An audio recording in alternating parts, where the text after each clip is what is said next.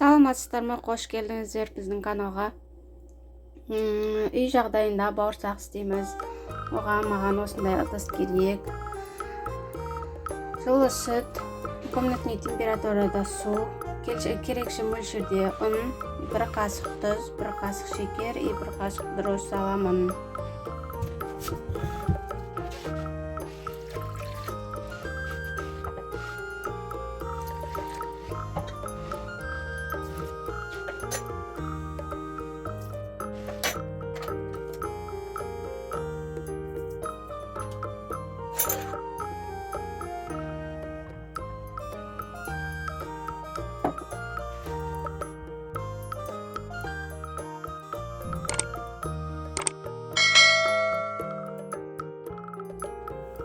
Қамбарын еліп қойдым. Өте жұмсақ та емес, өте қатты да емес, орташа.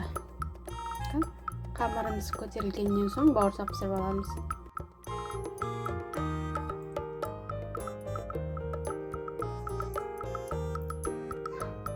Ашаған қамыр бауырсақ ашыды. Соң бауырсақ пісіріп аламын. Менің каналыма тіркеліп, лайк басып, комментарий жазып кетіңіздер. Сұрақ болса қойып кетіңіздер.